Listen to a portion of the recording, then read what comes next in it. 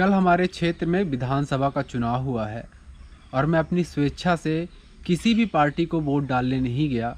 इसलिए नहीं कि मैं एक गैर जिम्मेदार, लापरवाह व आलसी व्यक्ति हूँ, बल्कि इसलिए क्योंकि आधुनिक नेताओं के कामकाज करने के तरीके और उनके प्रचार प्रसार के रवैये को देखकर मुझे वोट डालने के नाम से ही घिन आने लग गई। And I can repeat this line again and again.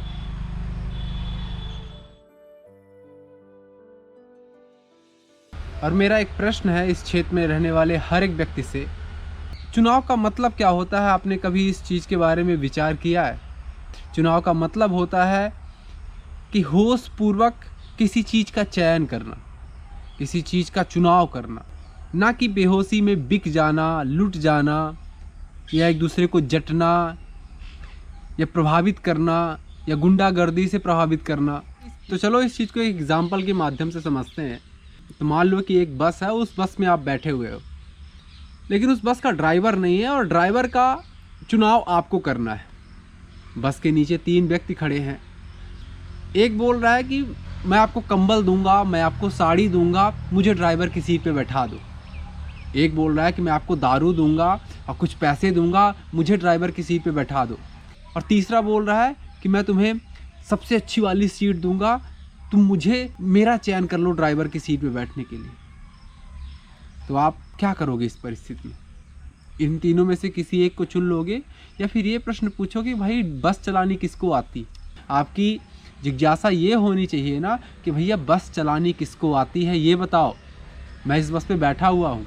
तो यहाँ पे आप देख रहे हैं कि चुनाव करने से पहले आप उस चीज़ को समझने की कोशिश कर रहे हैं कि भैया बस चलाने लायक कौन है ना? लेकिन जब ये बात समाज के स्तर पे आती है, एक पॉलिटिकल लीडर चुनने की स्तर पे आती है, तो हम इन चीज़ों को कोई परवाह नहीं करते, एकदम लापरवाह हो जाते हैं।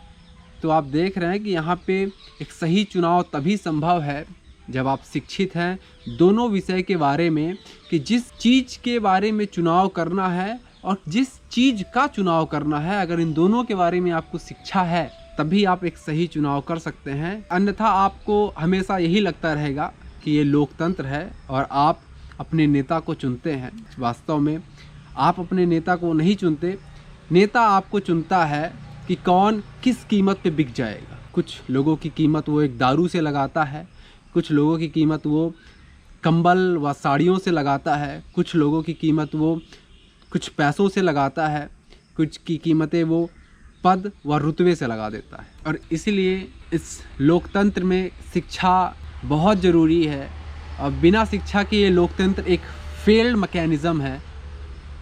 और मैं इस गांव के हर एक अभिभावक से बोलना चाहूँगा कि आप अपने बच्चों को विधायक के, नेता नपाड़ियों के चरणों में झुकने की शिक्षा ना दें, बल्कि उनके विधायक के उस पद की जिम्मेदारियों के बारे में बताएं, ताकि जब समय आए तो वह एक दलाल या नेता का गुलाम बन के ना रह जाए, बल्कि ज़रूरत पड़ने पे वह उस जिम्मेदारी को संभालने की क्षमता रखे। मैं इस गांव में बहुत सारे ऐसे अभिभावकों को जानता हूं जो अपनी पूरी ज़िंदगी कुछ चंद इज्जत और सम्मान के लिए नेताओं के पीछे घूमने में गुजार दी। उनके पास अपने बच्चों को सही शिक्षा देने के लिए वक्त भी नहीं था और आज उनके बच्चों और उनके साथ कोई आपसी तालमेल का संबंध नहीं है। यही होता है कि जब आप अपना पूरी ऊर्जा, पूरा ध्यान गलत कामों में लगा देते हो, तो जो आपकी वास्तविक जिम्मेदारियां होती हैं वहाँ से भी आप हाथ धो बैठते हो।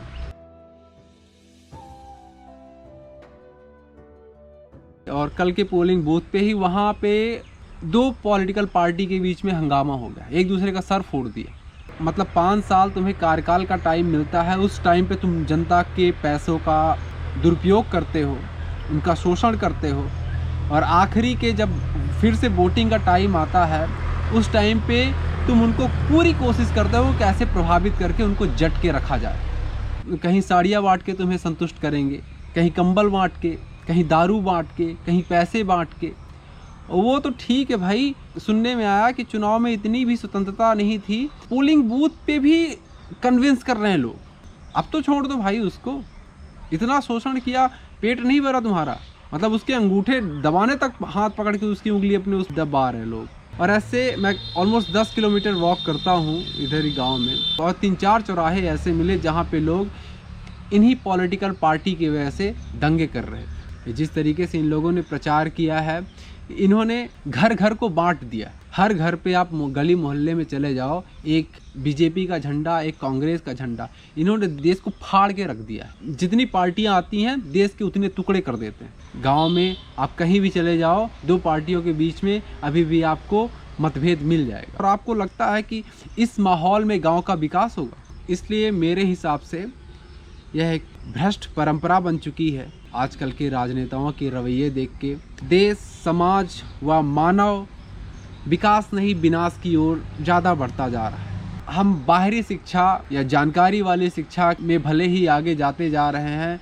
लेकिन आंतरिक शिक्षा, आपसी भाईचारे, इनका स्तर भी बहुत ही तेज़ी से गिरता जा रहा है। मानव समाज को बहुत ही जिम्मेदार, बुद्धिमान और संवेदनशील व्यक्तियों की ज़रूरत। और 3 तारीख को रिजल्ट आने वाला है, तो आप में से कोई ना कोई एक विधायक तो ज़रूर बनेगा। मैं अनुरोध करता हूँ कि वही प्रक्रिया को मत चलाइए जैसी चलती आ रही है। लोगों की मानसिकता पे ध्यान दीजिए। आर्थिक संपन्नता या अपनी भोग की वस्तुएं इकट्ठा कर लेना विकास इसको नहीं कहते हैं, और ना ही ये मानव समाज को संतुष्टि दे सकता है। आप नेतृत्व कर रहे हैं इस क्षेत्र को, तो ये आपकी जिम्मेदारी बनती है कि आप मानव समाज की समझ को वहाँ तक ले जाएं जहाँ यह खुद एक जिम्मेदार इंसान बन जाए। आप लोग इनका शोषण करना बंद कीजिए। इनकी मानसिक कमजोरियों का फ़ायदा उठाकर इन्हें एक नंबर की तरह अपने वोट बैंक में शामिल मत कीजिए, क्योंकि आप लोग एक ऐसी व्यवस्था क्रिएट करने के जिम्मेदार हैं जो आने वाले टाइम में एक बहुत ही घातक रूप ले सकती है।